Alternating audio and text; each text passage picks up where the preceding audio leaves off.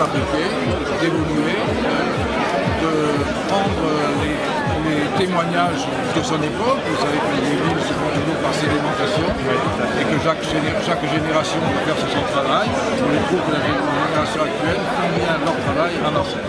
Et Marseille a toujours eu une belle vitalité. Et cette vitalité maintenant s'exprime sur des lieux centraux, ce qui est bien aussi. Et je trouve que la liaison de ces bâtiments avec ce qui précède, avec le relief, avec les différentes époques et les différentes strates historiques, je trouve que c'est bien. Pourquoi que plus une ville devient précieuse, précise, plus elle abrite de bâtiments fiers et beaux, plus elle est respectée.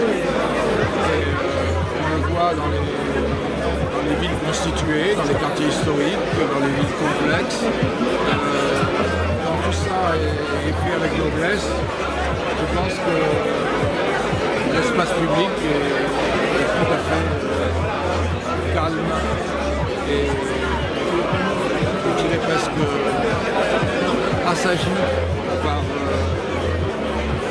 par la force des bâtiments de société. D'ailleurs, j'ai travaillé sur un projet qui va être près du Conseil général de la société UGAR, et un projet de logements sociaux qui va être assez étonnant, vous allez voir, avec des logements étudiants aussi, un projet mixte, qui est juste en face du Conseil général. On a développé un joli bleu, en contraste avec des pins, avec une végétation assez rocailleuse. Donc voilà, c'est le projet suivant. La relation du MUSEM avec le site,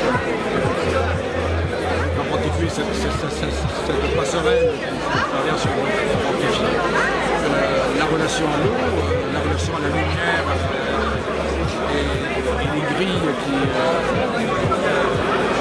projettent ces ombres et cette terrasse là-haut, pour moi c'est effectivement un lieu marseillais très très réussi et un approfondissement de la ville. Donc je crois qu'effectivement un lieu qui est déjà marqué historiquement continue à prendre du poids. Les plus beaux au monde? Le plus beau au monde. Je ne suis pas un homme de classement. Je dis souvent que je préfère aimer que préférer. J'aime les choses dans leurs différences. Donc je crois qu'il y a une mauvaise habitude dans le XXe siècle et dans une culture peut-être trop scientifique, c'est l'idée du classement. On veut toujours savoir qui est le premier, qu'est-ce qui est le plus, qu'est-ce qui est le plus.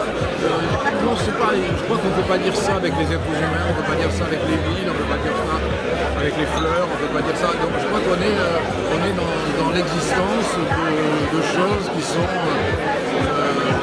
ont leur propre spécificité et leur propre poésie, et que chacun doit développer son caractère et sa singularité.